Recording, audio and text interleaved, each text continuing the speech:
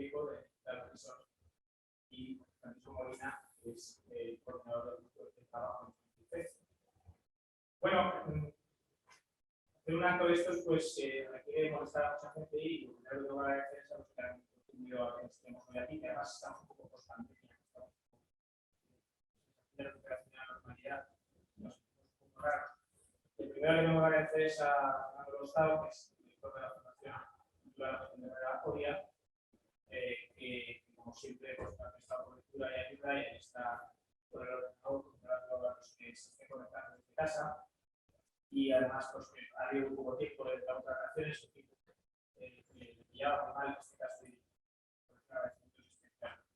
Y también al Colegio Mayor San Pablo y a su director Carlos Gregorio Hernández, que también pues, esas cosas que siempre llegas, siempre con facilidades, siempre todo bien, y nos ha cogido no solo la participación de uno de las cosas del grupo de trabajo, por lo tanto, muchísimas gracias. La tercera gracias es a la editorial Reasons, que bueno, pues, la idea de pintar este libro con entusiasmo, sin poner pegas, y además luego cuando ya vamos a poner los libros, pues, comentarios. No sé si, supongo que casi todos sabéis que tenemos un grupo de trabajo que llamamos grupo de trabajo CICE, que compartimos más o menos una vez al mes, últimamente online. Aunque ya le he dicho a Pablo que estoy esperando para convocarnos presencialmente, porque lo echamos mucho de menos.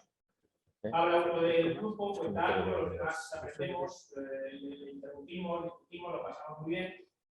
Y bueno, pues viendo que poco a poco todos íbamos teniendo una sintonía, ver una cierta cosmovisión del mundo. Es decir, que cuando venía un novato al grupo, venía un invitado que hacía alguna pregunta extraña, saltábamos todos como un coro, ¿no? Porque ya tenemos 10 años de trabajo juntos y muchas cosas hemos llegado a consensos y a forma de pensar. Y eso hizo que empezáramos a hacer actividades de proyección, ¿no? Jornadas, conferencias, etcétera, y más que menos, para el grupo también han escrito libros. Y en una de esas reuniones, pues yo presenté una cosa, teólogo jesuita americano, que se llama Biscop, que me gusta mucho. Y alguien, yo creo que fue José Corral, que dijo, ¿por qué no hacemos un libro nosotros también, ¿no? Y de ahí surgió la idea, repartí los capítulos, me quedé con los que no quería nadie, me quedaron unos cuantos, y así ha salido el libro. Así que voy a agradecerles porque no todos están, pero aún así pues tengo que agradecer su trabajo. Por el orden en que salen en el libro, lo voy a hacer, ¿no? Enrique Solano, que no ha podido venir, es investigador científico del Centro de Astrobiología y muy versado en asuntos de planetas, galaxias y de también extraterrestres, y ha escrito el capítulo sobre los extraterrestres. Andrés Muñoz Machado es uno de los ingenieros del grupo y ha escrito un capítulo sobre la historia de la ciencia y su compatibilidad con un Dios personal. José Luis Velayos, que es querido catedrático emérito de neuroanatomía, ahí lo tenemos, escribió un capítulo sobre la conciencia. José Corral es profesor mercantil y ha trabajado muchos años en banca y tiene unas ideas muy propias que desarrolla en su página web y sus libros. Escribió capítulos sobre si se puede ser bueno sin Dios. Sara Lumbreras, que al inicio del proyecto yo no la conocía porque no es del grupo, es una profesora de la Universidad Pontificia de Comillas, dedicada a trabajar sobre inteligencia artificial y ha escrito un capítulo sobre transhumanismo. Manuel Fonseca, que no ha podido venir, todo el mundo creo que estamos de acuerdo, uno de los puntales del grupo, es una persona que sabe de muchísimas cosas, es ingeniero. Escribió el capítulo sobre la acción de Dios en el mundo, que es una teoría que nos ha contado algunas veces y me parece muy brillante.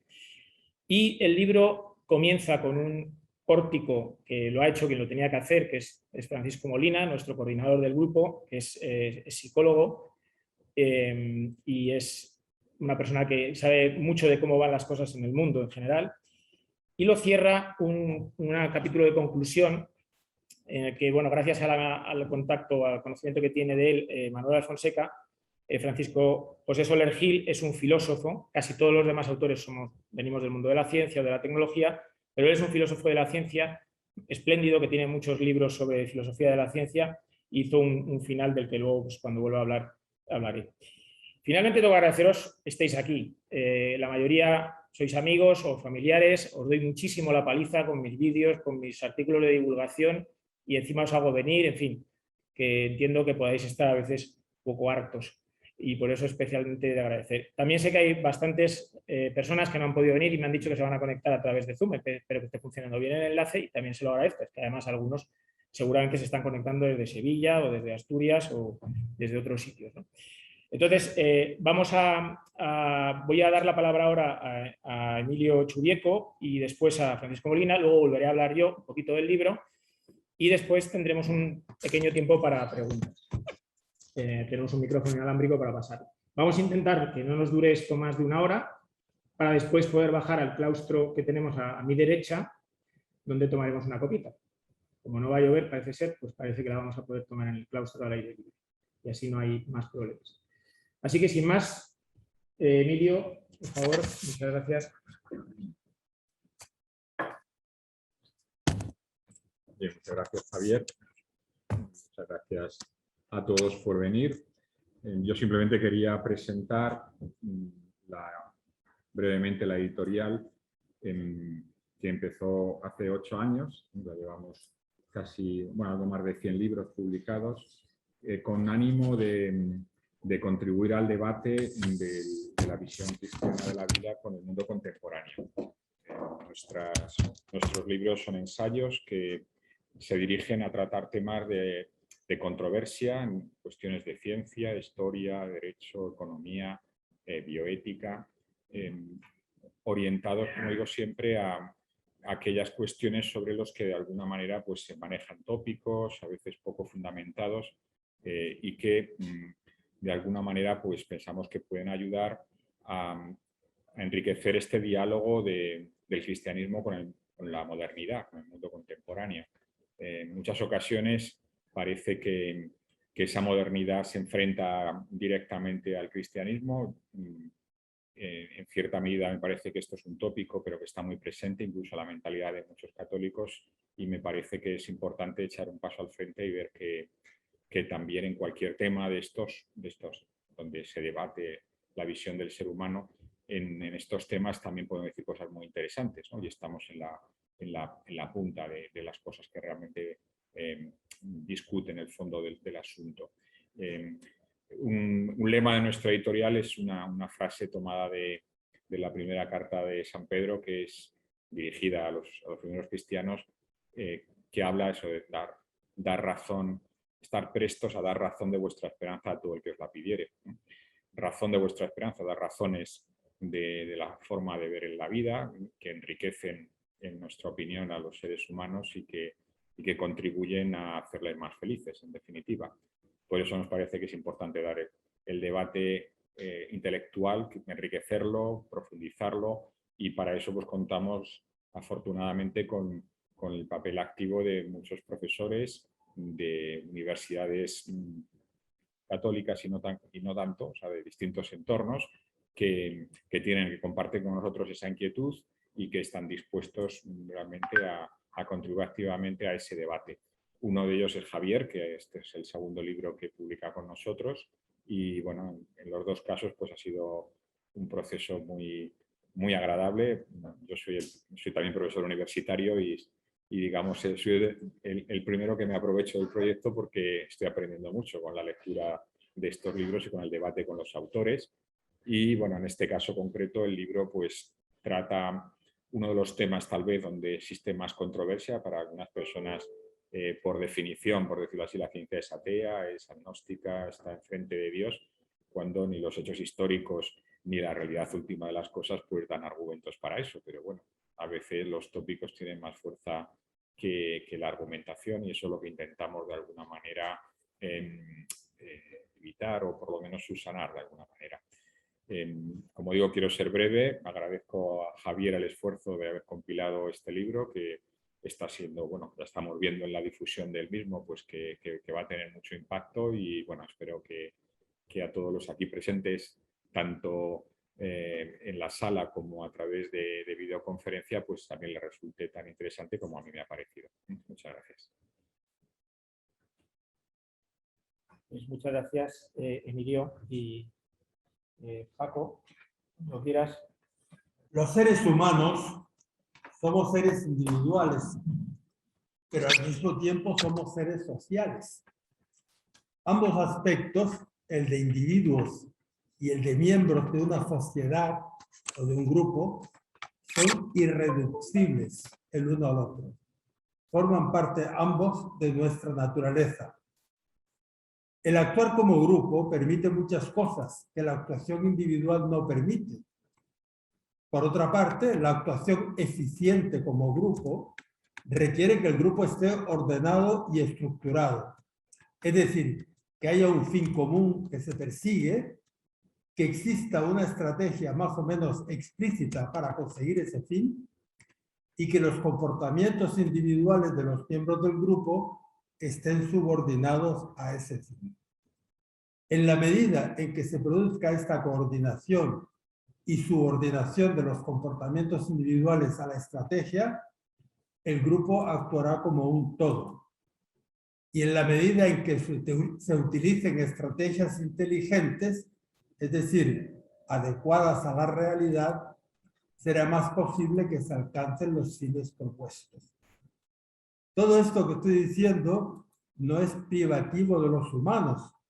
Puede observarse en animales, de los cuales, entre tanto, tenemos excelentes estudios grabados en vídeo, y no solo en los primates, que son los más parecidos a nosotros genéticamente.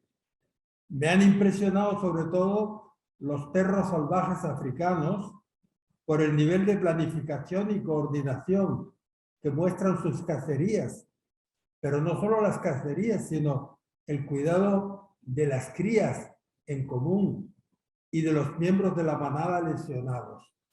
Todo esto les permite abatir piezas mucho mayores que ellos y sobrevivir en circunstancias muy adversas ante animales mucho más poderosos como son los leones, leopardos, etc. Esto se cumple también en los humanos, que somos mamíferos grupales. La efectividad del grupo hacia afuera dependerá mucho del nivel de coordinación de sus miembros y de la calidad de las estrategias que se utilicen. Pero no hay que olvidar que los miembros no son o no somos meras piezas de un engranaje. Somos individuos que participan o participamos voluntariamente o quizá menos voluntariamente. Así es que tanto la felicidad de las personas individuales como el bienestar del grupo social dependerán en gran medida de que se encuentre un equilibrio óptimo entre estos dos aspectos de lo que somos, es decir, individuos y miembros de un grupo. Se habla de capital social. Capital social tiene varias definiciones, pero vendría a ser la sensación de pertenencia a un grupo entre los miembros del mismo, unida a la satisfacción y la identificación con el grupo, acatando activamente sus reglas que se asumen como propias. Implica también la solidaridad con los miembros del mismo grupo.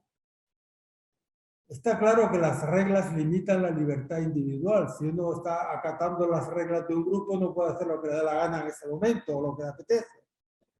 Pero se asume el sacrificio en ese sentido porque es más que compensado por la protección y las posibilidades que el grupo ofrece, incluso por la satisfacción del contacto con los otros miembros.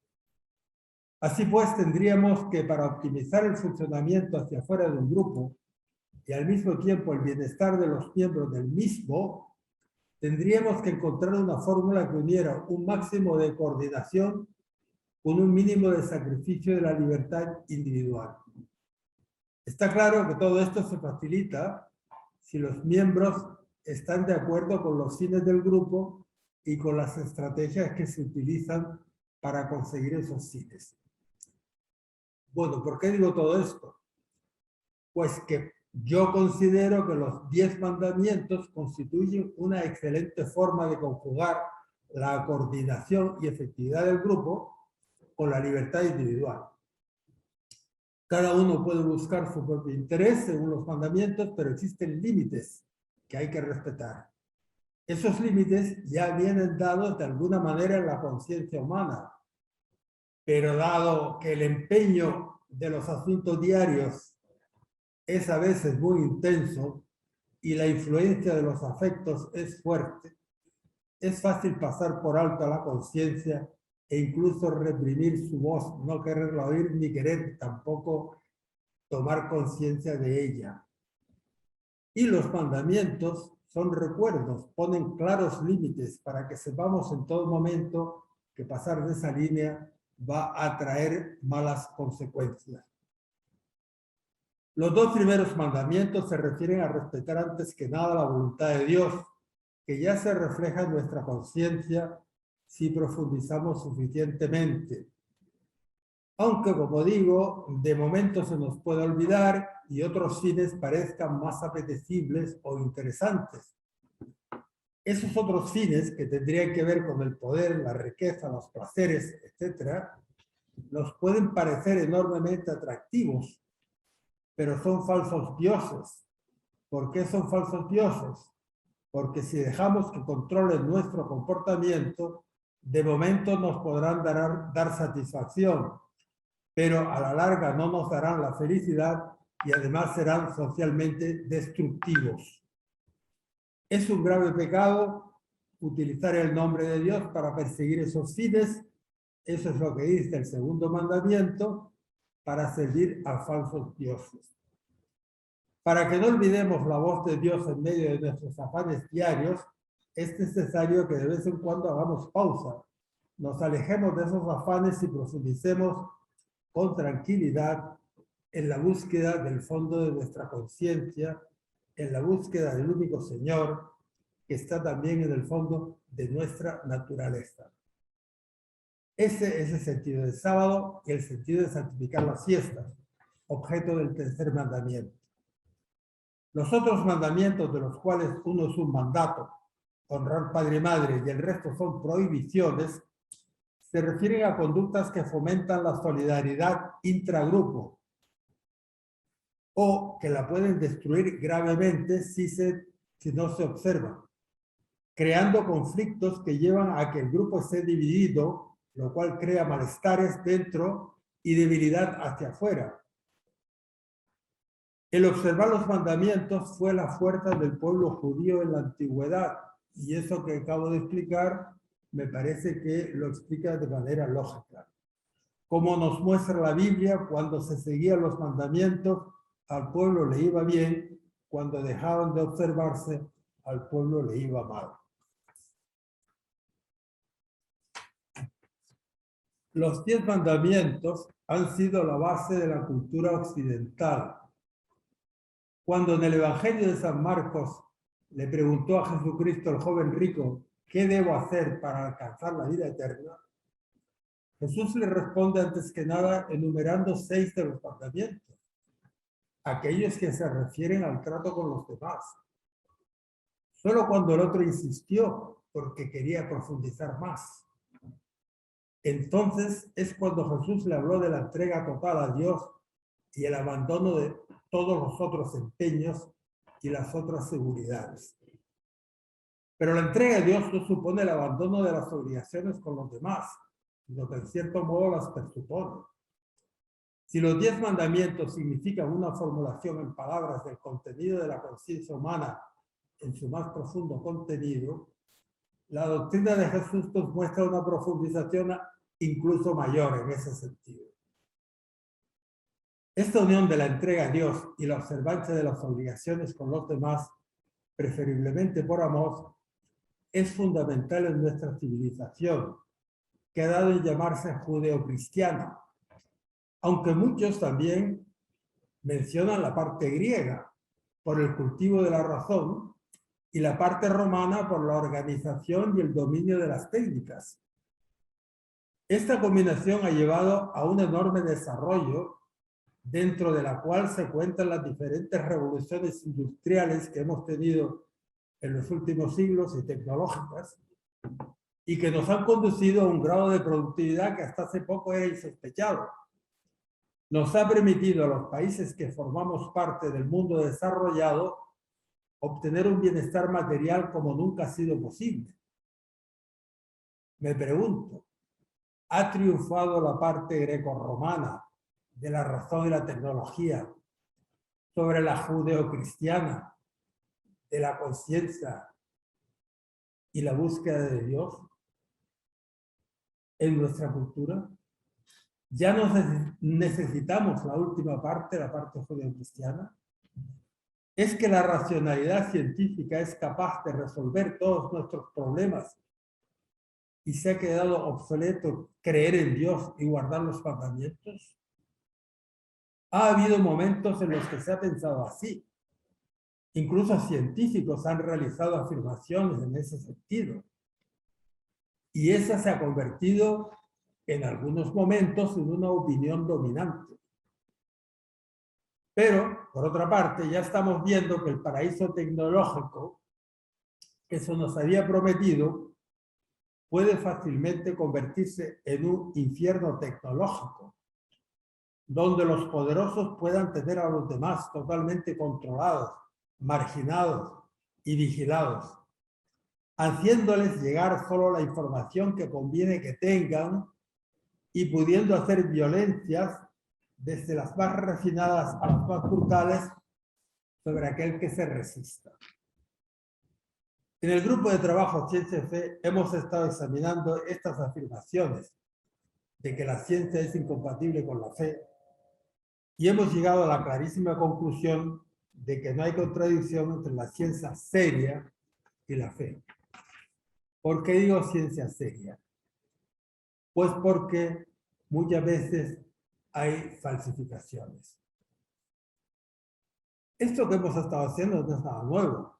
La magnífica labor que hicieron algunos padres de la Iglesia como San Agustín, más tarde figuras insignes como San Alberto Magno y Santo Tomás, y muchos otros antes y después, de conjunción de la fe cristiana con la ciencia de su tiempo, es totalmente legítima y es necesario continuar con ella. Como decía San Pablo II en su encíclica Fides et Ratio, ciencia y fe no se contradicen. Como decía Juan Pablo II en su encíclica Fides et Ratio, ciencia y fe no se contradicen, sino que se complementan y se enriquecen mutuamente. Cierto que en estos momentos hay ciertos poderes a quienes les interesa destruir la fe y para ello intentan instrumentalizar el prestigio de la ciencia, afirmando que la ciencia dice cosas que en realidad no dice. Cierto que de una serie de hechos siempre se pueden obtener diferentes interpretaciones. Y si tenemos de entrada un sesgo en el pensamiento, siempre preferiremos la interpretación que es coherente con ese sesgo que teníamos de antemano.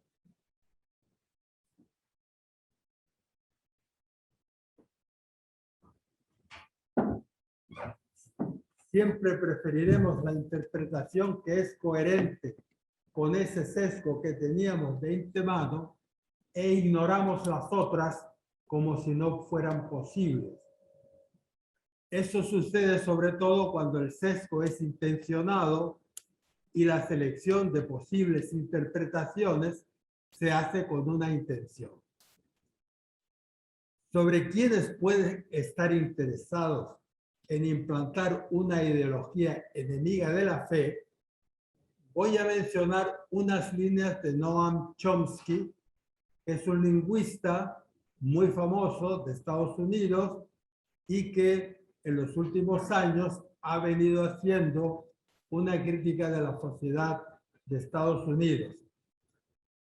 En su libro Hegemonía y Supervivencia dice, es una traducción libre, algunos dirigentes de la economía vienen desde hace tiempo diciendo que hay que transmitir a la población una forma de pensar que asegure que nada tiene sentido y que todo es en vano, a fin de dirigir la atención de las personas a las modas pasajeras y superfluas y a otros objetos de consumo.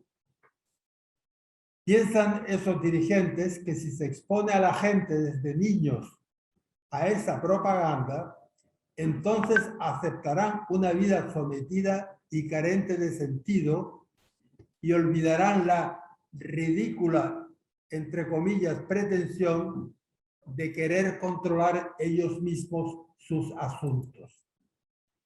Entonces dejarán su destino en manos de los grandes empresarios y de la industria de relaciones públicas, y en el ámbito político en manos de las autodenominadas minorías inteligentes, es decir, de los administradores y servidores del poder.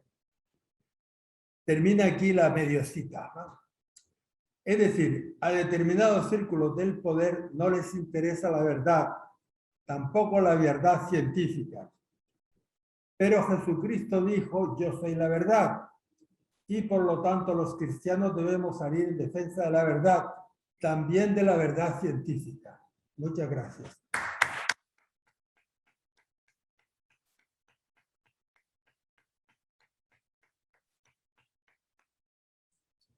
Muchas gracias, Paco. Y olvidando, eso sí, que también fuera está expliqué con una mesita con libros, pues si alguien quiere, y yo con mucho gusto se lo firmaré.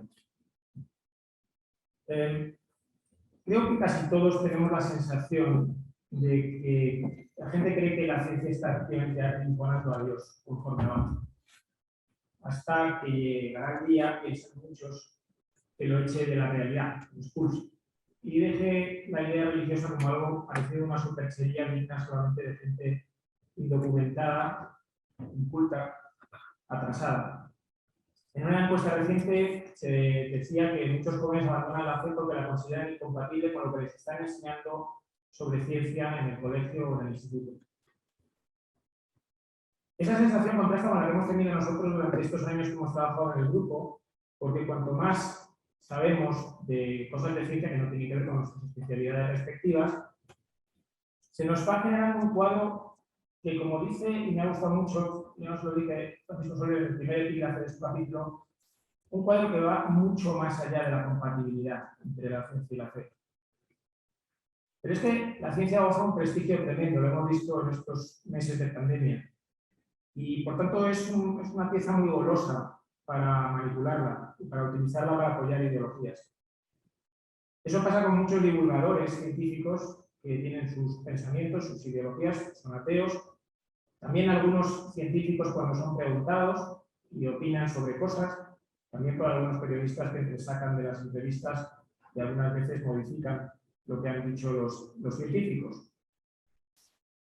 Por eso, John Lennox, que es un científico británico creyente, ha hecho una película que se llama Contra la marea, Against the Tide, que no he conseguido ver porque es muy difícil de encontrarla, intentando un poco oponerse a esa manera de pensamiento.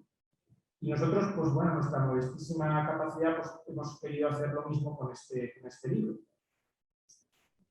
Claro, ¿cuál es el problema? El problema es que algunos ateos afirman, y esta palabra es importante, que la ciencia ya ha demostrado todo lo necesario para comprender cómo y por qué surgió el universo y por tanto no deja sitio para la existencia de un creador.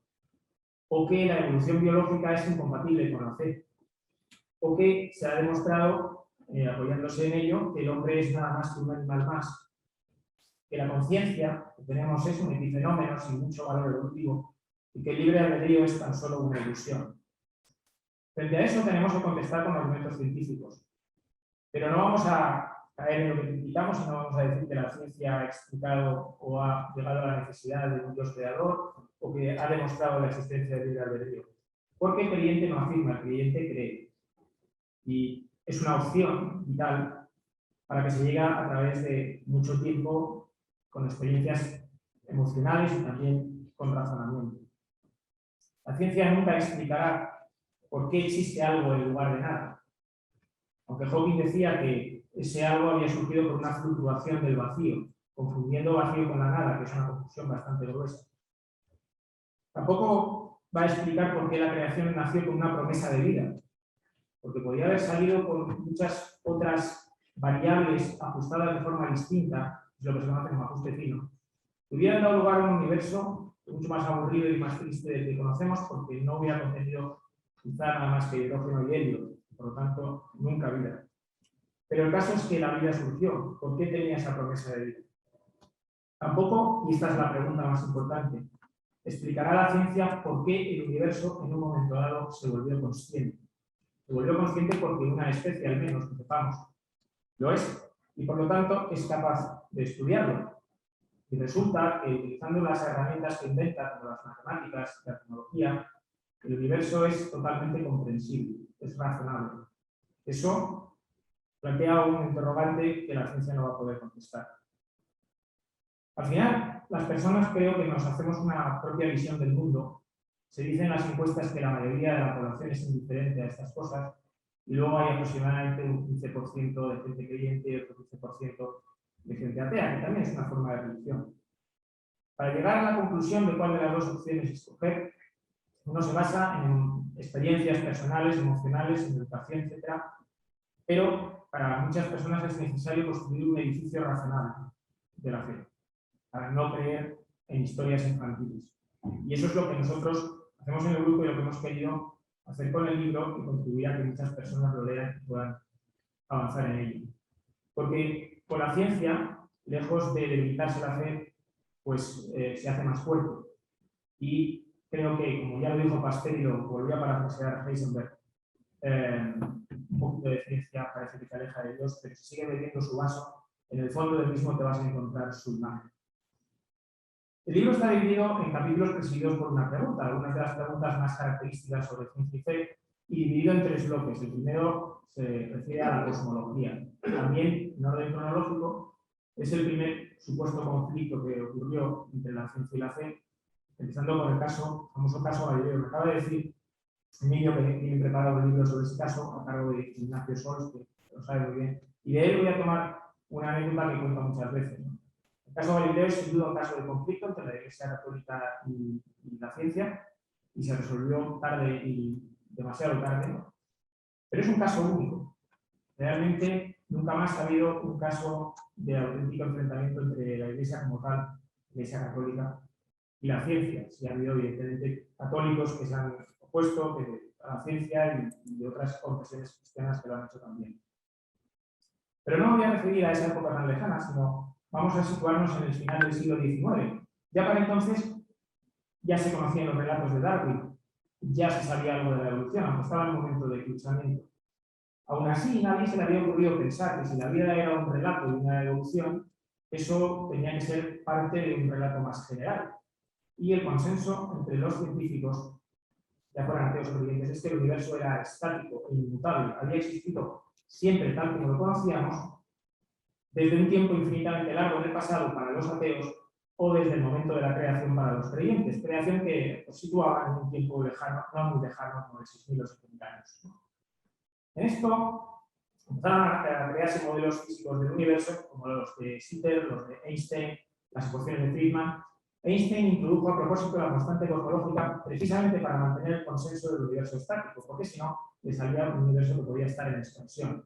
Después dicen que dijo, porque las citas de Einstein son muchas veces apócrifas, que había sido la mayor tontería de su vida.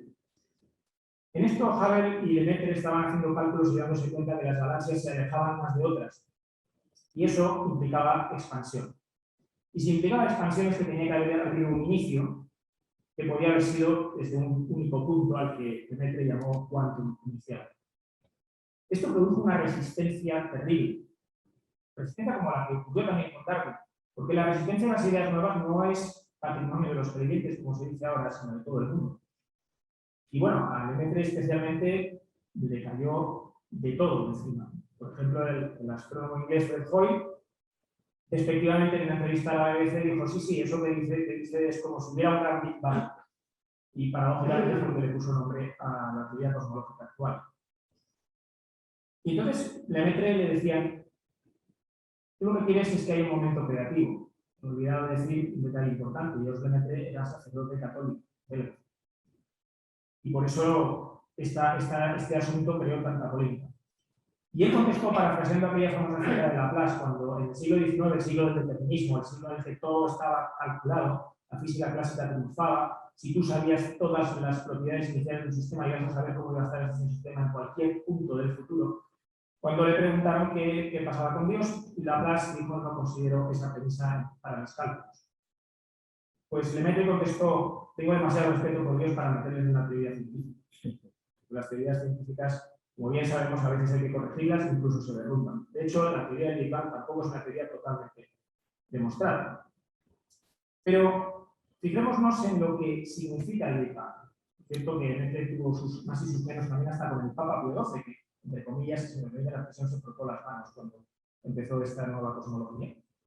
Porque efectivamente el inicio del universo tiene un cierto aroma a momento creativo. ¿Demuestra algo en favor o en contra de Dios? No. Pero es un potente inicio. Es un potente inicio que nos sirve mucho a los creyentes y a las personas indiferentes les debería despertar un poco de inquietud. Porque la imagen de la creación, hay que decirlo, cuadra mejor con un inicio que con un universo estático desde el inicio. Y es que en ese inicio no solamente se inició el espacio, también se inició el tiempo. Démonos cómo pensaría una persona del siglo XIX sobre el tiempo. El tiempo es algo que estaba inherente a todo, presente siempre, fluyendo a la misma velocidad y en la misma dirección siempre. No se planteaba otra cosa. Esto a mí me hace pensar que algunas de las cosas de la fe no sé cómo las entendí. Después, gracias a la teoría de la relatividad, empezamos a ver que el tiempo no era tan absoluto. Y con la cosmología del Big Bang sabemos que el tiempo comenzó en el Big Bang. No se puede decir nada de antes del Big Bang, lo decimos, porque no tenemos ni siquiera un lenguaje adecuado para hablar de eso. Pero decir antes del Big Bang es como, y aquí cito a Hawking, como decir que algo está más al sur que el polo sur. Si se inició el tiempo entonces, este tiempo es una característica de nuestro mundo. Y evidentemente Dios no está en nuestro mundo. Aunque Hawking, precisamente eso le servía como inicio hacia el ateísmo, porque todos tenemos nuestro ser. Y decía, si el tiempo se inicia entonces no hay sitio para Dios porque no puede estar en el tiempo. Es que Dios no es un objeto físico o un personaje físico de este mundo. Y si está fuera del tiempo, podemos entender muchas cosas. Por ejemplo, su capacidad de actuar sobre el mundo.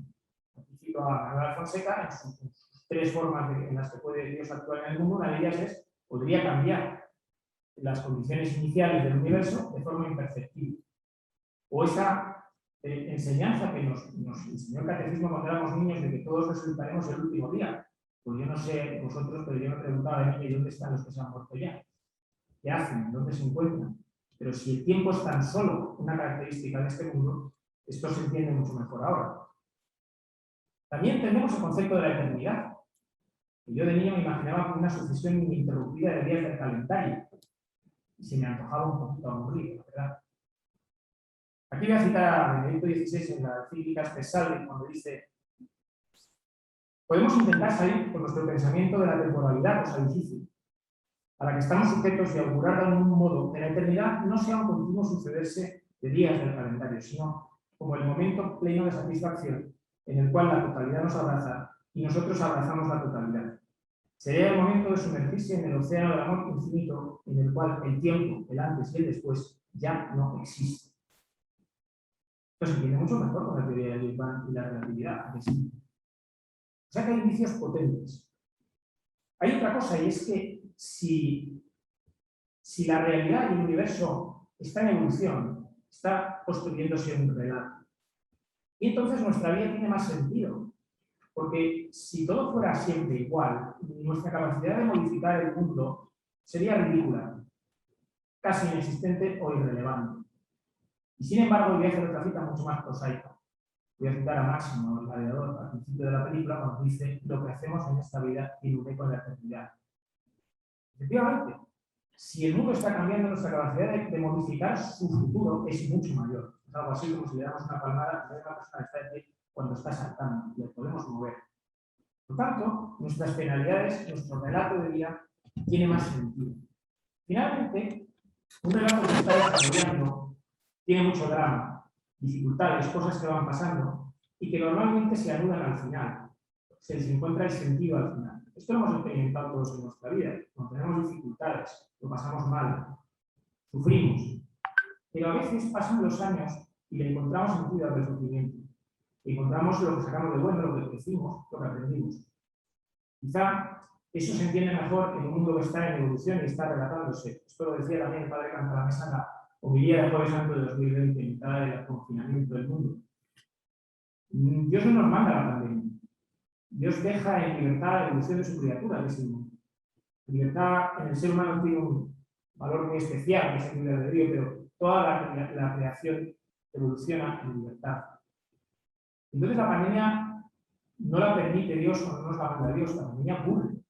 Lo que hace Dios es sufrir con nosotros, estar a nuestro lado y proponernos que saquemos lo mejor de la situación. Y esto, si todo está inserto en un relato, se entiende mejor. Porque además, ¿quién nos dice que dentro de un tiempo le encontraremos sentido a este dolor?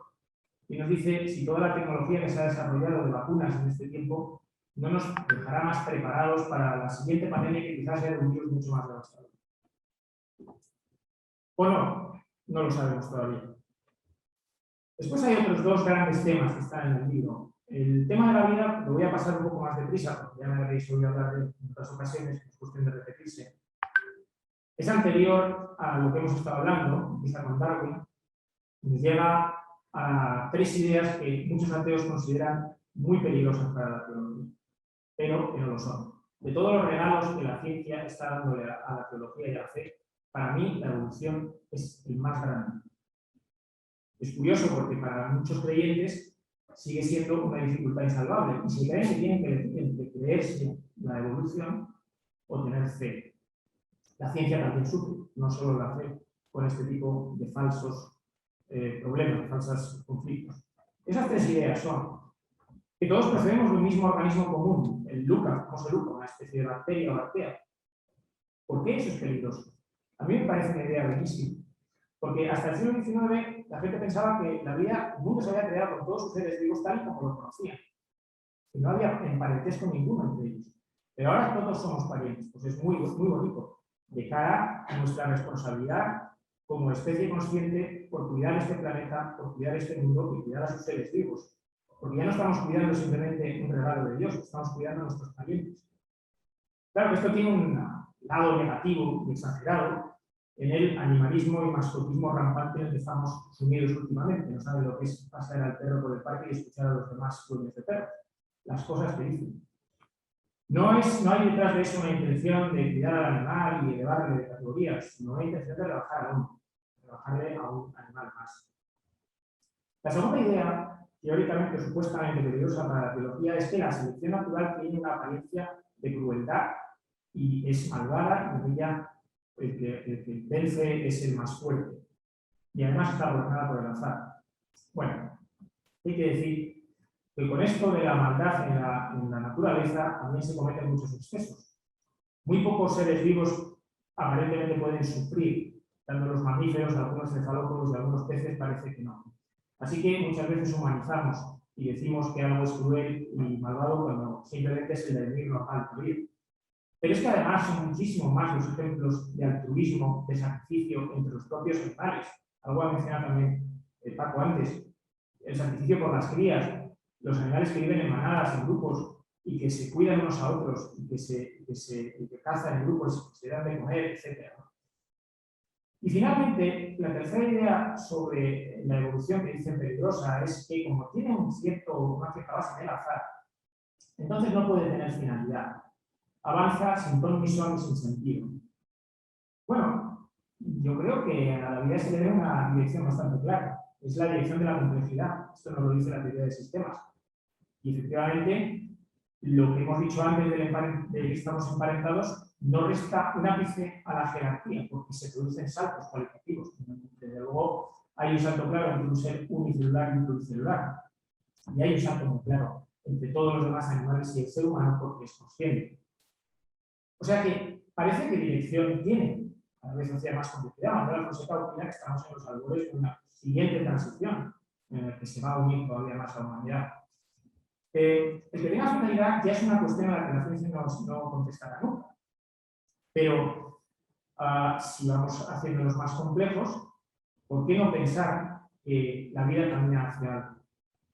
Esto, al final, estamos otra vez ante las dos opciones. El problema de la ciencia es que necesariamente tiene que mirar al pasado para descubrir reglas que le permitan predecir lo que va a suceder en el futuro. Pero el ser humano en general y la filosofía no tiene por qué hacer eso. Podemos mirar al futuro y ver que lo que sucede con la vida es, nuevamente, una promesa. Si miramos a la vida como una promesa de futuro, podemos entender muy bien que con un buen grado de libertad, gobernada por un azar que, como dice también Manuel Fonseca, sería indistinguible del pseudoazar, es decir, que en ese azar también podría haber intervención divina de una manera imperceptible, la vida seguramente para los creyentes lleva hacia algo, hacia un final de la historia, no conocemos cuál es. Y desde luego, ese punto de vista se nos antoja mucho más bonito, mucho más optimista, mucho más positivo que el mero hecho de pensar que todo sucede sin sentido y por azar. Y que en esa enorme cantidad de tiempo la complejidad es simplemente el mero fruto de la suerte. El tercer aspecto del libro se refiere ya al ser humano. Esto hoy día es sin duda el aspecto más caliente de la situación, es donde se producen las mayores diatribas. ¿Por qué? Porque los otros dos aspectos, el cosmológico y el de la vida, en realidad todo el que está un poco versado sabe que hay poco que rascar ahí desde el punto de vista del conflicto. Pero el ser humano sí, ¿por qué? Porque la neurociencia es hoy día la punta de lanza del progreso científico posiblemente. Por una parte, voy a citar a alguien que es muy poco sospechoso, que es Yuval Harari. Es muy de éxito con sus libros de divulgación, excelentes. Por otra parte, tiene un gran sesgo antirreligioso, por eso no es nada sospechoso. Yuval Harari hace muchas referencias al momento del advenimiento de la conciencia, estoy muy de acuerdo con él, que es el momentazo de la historia universal, como una transición que la teoría del sistema llamaría metasistémica hacia algo nuevo. Pero es una transición muy diferente a las anteriores, muy especial. ¿Por qué? Porque es la transición en la que se produce el despegue de la biología, por tanto el despegue de la materia.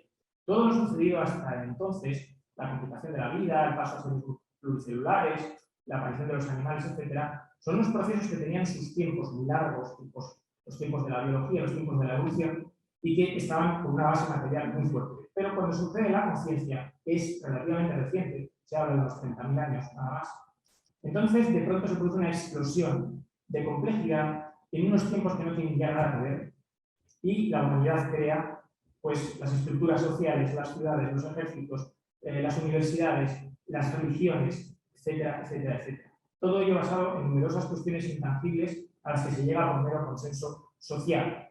Empezamos a vivir en miles, agrupaciones de miles de personas en lugar de centenares, y todo eso ya no es tangible, ya no está sujeto a la materia. Así que algo ahí ha pasado que desde luego es un indicio muy importante.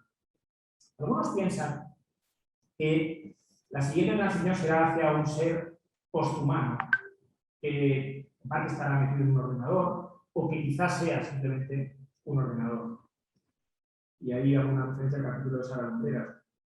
Pero la conciencia de la que nos habla José Luis Velayo en sus diferentes aproximaciones, teorías sobre la misma, se da en una pieza de materia verdaderamente especial, que es el neocórtex del cerebro humano.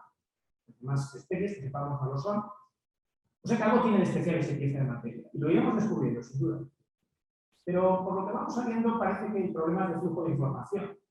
La información en el neocórtex fluye en todas las direcciones, no así en el cerebro, por ejemplo. Es una parte del cerebro mucho más antigua. Aunque es muy densa, tiene muchas neuronas.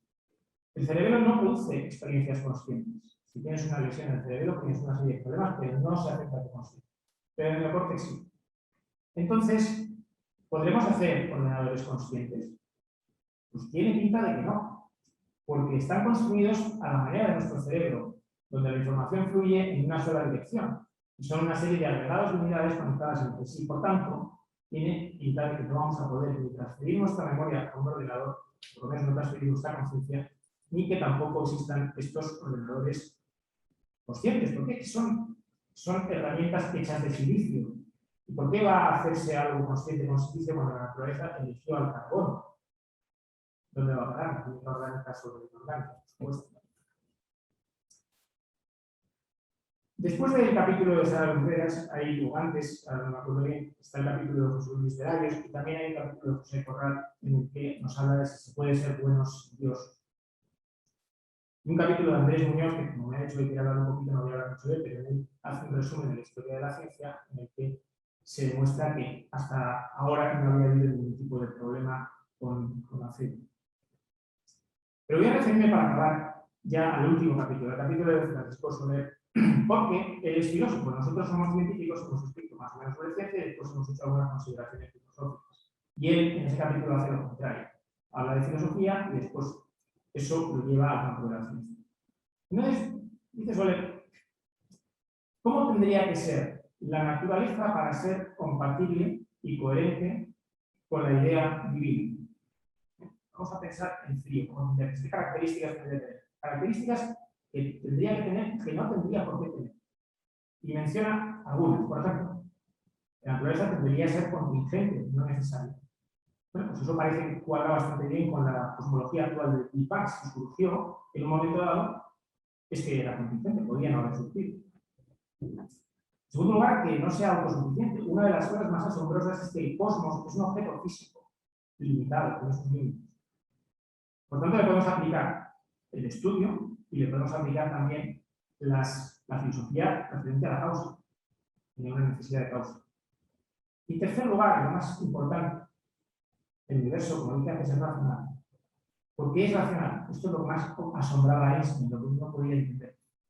La gente de la calle lo da por sentado, pero realmente no tendría por qué haber sido tan racional, tan absolutamente racional. Podría haber fracasos de la razón, dice Soler, al comprender el mundo, contradicciones, falta de puntos de apoyo para las explicaciones, razonamientos circulares que nunca nos llevarán a nada, no por nuestra incapacidad de razonar, sino porque fuera imposible.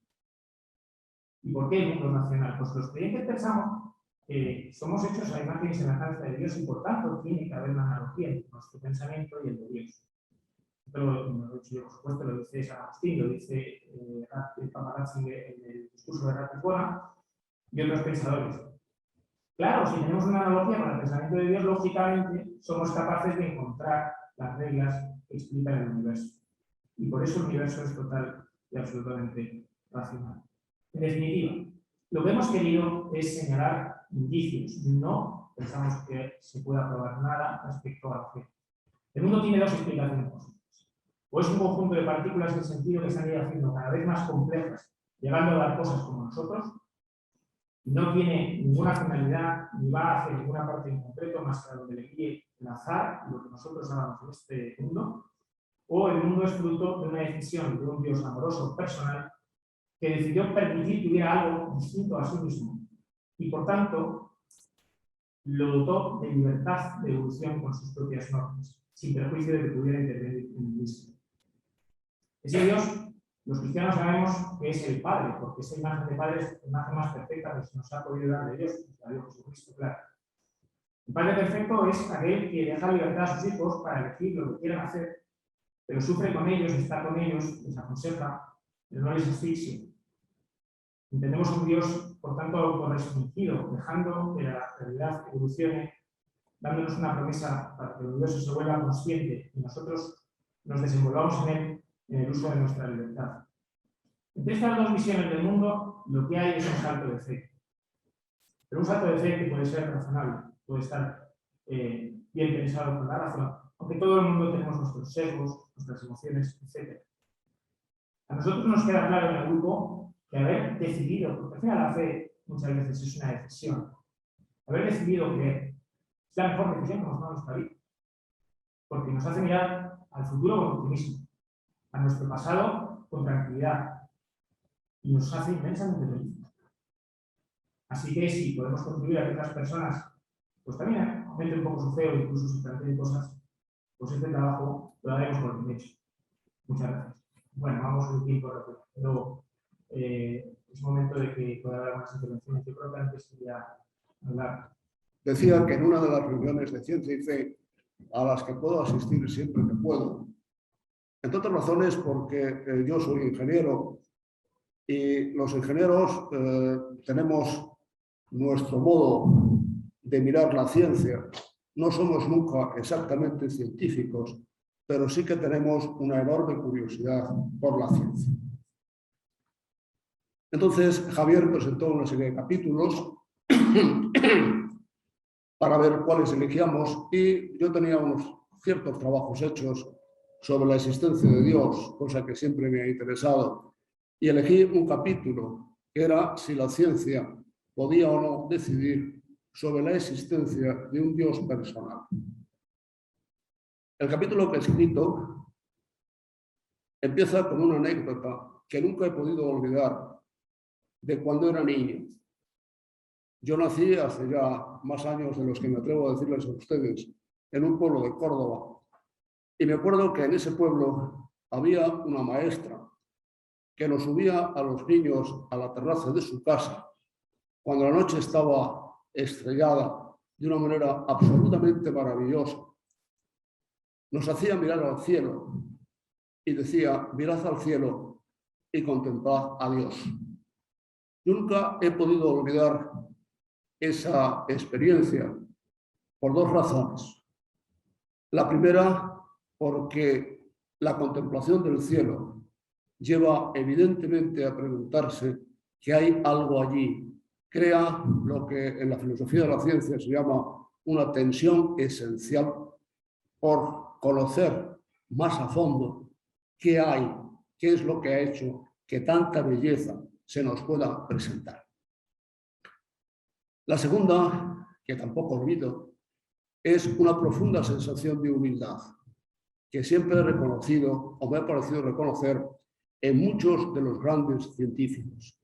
Ante tanta grandeza voy a ver qué me dejan saber y a la vez voy a sentirme tan pequeño ante algo tan grande que realmente sin esta humildad va a ser muy difícil que llegue a conocer mejor aquello que tengo delante.